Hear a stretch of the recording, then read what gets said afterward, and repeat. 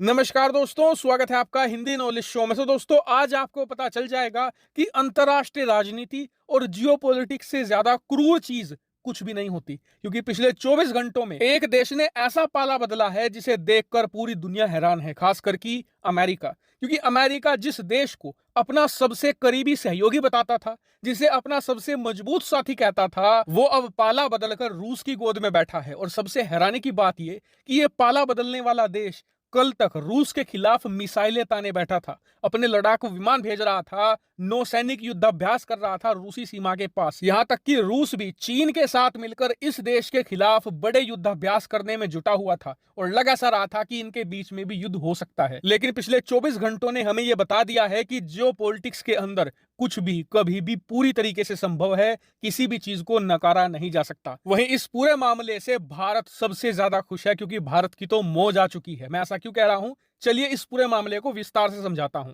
दरअसल हुआ कुछ ऐसा है कि रूस यूक्रेन युद्ध के शुरू होने के बाद से ही अमेरिका और उसके सहयोगी देश पूरी दुनिया पर यह दबाव बना रहे हैं कि रूस से किसी भी प्रकार के एनर्जी प्रोडक्ट ना खरीदे, चाहे गैस हो, कच्चा तेल हो या फिर कोयला हो। आप रूस से कुछ भी ना खरीदे, वरना हम आप पर कठोर प्रतिबंध लगाएंगे। अब पश्चिमी देशों के इस दबाव में कई देश आ भी गए, रूस से कच्चा तेल, गैस, कोयला खरीदना बंद भी कर दिया। लेकिन अब एक ऐसी खबर निकलकर सामने आई है जिसने अमेरिका और पूरे पश्चिमी वर्ल्ड को सदमे में पहुंचा दिया है। क्यों?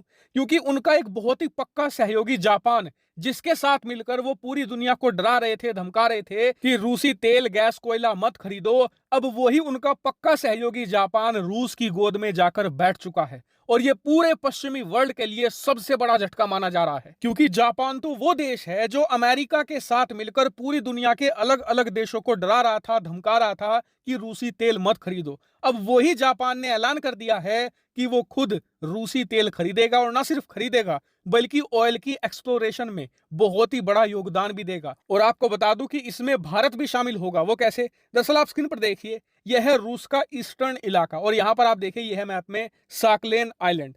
इस आइलैंड के आसपास भारी मात्रा में कच्चा तेल और गैस के यहां पर भंडार मौजूद हैं। लेकिन दिक्कत यह है कि रूस तेल गैस के ये भंडार खुद नहीं निकाल सकता, क्योंकि ना तो रूस के पास इतने संसाधन है, ना ही पैसा है, ना ही टेक्नोलॉजी है। ऐसे में एक कंपनी बनाई गई थी साकलेन वन, जिसमें भारत हिस्सेदार था, जापान था, रूस था और चौथा देश खुद अमेरिका था। और इसमें हिस्सेदारी कुछ ऐसी थी कि 30% इसका हिस्सेदार अमेरिका था, 30% हिस्सेदार इसमें जापान था, 20% हिस्सेदार इसमें भारत था और 20% हिस्सेदारी इसमें खुद रूस की थी। और इस तरीके से यह पूरा एक कंसोर्टियम बना हुआ था। और इस कंसोर्टियम का काम यह था कि साकलेन के आसपास के इलाकों में गैस और तेल के भंडार खोजना, फिर टेक्नोलॉजी और पैसे का इस्तेमाल करते हुए इस तेल और गैस को निकालना और अपने हिस्सेदारी के हिसाब से आपस में बांट लेना। लेकिन जैसे ही रूस यूक्रेन युद्ध शुरू हुआ, अमेरिकी कंपनी ने अपनी हिस्सेदारी छोड़ दी और जापान पर भी प्रेशर बनाना शुरू कर दिया कि आप भी अपनी हिस्सेदारी छोड़ दीजिए और साकलेन से तुरंत बाहर आ जाइए। अब जापान पिछले 6-7 महीनों से इस मामले को टाल रहा था, लेकिन अब से 2 दिन पहले जापान के एनर्जी मिनिस्टर ने ऐलान कर दिया है कि वो साकलेन से बाहर नहीं निकलेंगे और इसमें काम करते रहेंगे। इतना ही नहीं, अमेरिका को दूसरा बड़ा झटका तब मिला जब जापान ने ऐलान ये कर दिया है कि जो अमेरिकी कंपनी अपनी हिस्सेदारी छोड़कर गई है, उसमें कुछ हिस्सा वो खुद रख लेंगे। और बताया जा रहा है कि बाकी का हिस्सा भारत रख लेगा, यानी कि भारत जापान अपनी हिस्सेदारी साकलेन में बढ़ा लेंगे और हम एक बड़े मेजोरिटी शेयर धारक इसके बन जाएंगे। वहीं रशिया ने भी इसे अप्रूव कर दिया है और अब बताया जा रहा है कि भारत, जापान और रूस मिलकर साकलेन के आसपास तेल एक्सप्लोर करेंगे और उसे निकाल लेंगे और आपस में बांट लेंगे, जिससे कि तीनों को फायदा होगा। वहीं जापान ने यह भी कहा है कि वो रूस से तेल खरीदता रहेगा, क्योंकि बिना रूसी तेल के जापान की इकोनॉमी बैठ जाएगी। इसीलिए अमेरिका हम पर प्रेशर बनाना बंद कर दे, चाहे अमेरिका और पश्चिमी देश कुछ भी कर ले, जापान रूस के साथ सहयोग करता रहेगा इस मामले में। और ये बयान सुनकर अमेरिका और पूरा यूरोप, यकीन मानिए, भौचक्के रह गए हैं,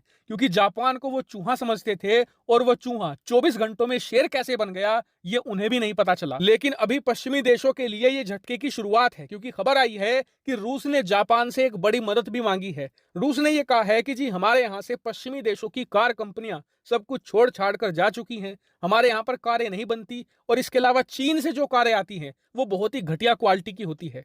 इस वजह से जो अच्छी क्वालिटी की कारें होती हैं उनके दाम 10-20 गुना बढ़ चुके हैं। ऐसे में जापान अच्छी कारें बनाता है, तो आप हमारे यहाँ पर या तो कारें बेचिए या फिर आपके पास जो सेकंड हैंड कारें हैं वो हमें बेच दीजिए, क्योंकि उनकी क्वालिटी भी चीन की नई कारों की क्वालिटी से 50 गुना बेहतर होगी। ऐसे में आप वो हमें देंगे तो हमारे यहाँ पर कारों का संकट खत्म हो जाएगा। और इस पर जापान की मीडिया खुद कह रही है कि रूसी सरकार की इस रिक्वेस्ट को जापानी सरकार ने अभी तक रिजेक्ट नहीं किया है। इस पर विचार किया जा रहा है और पूरी संभावना है कि जापान इसे अप्रूवल भी दे दे। यानी कि पश्चिमी देशों के हाथों से सब कुछ ऐसे फिसल रहा है जैसे मुट्ठी से रेत। हालांकि पूरे मामले पर आपका क्या मानना है, कमेंट करके जरूर बताएगा। Thank you very much for watching.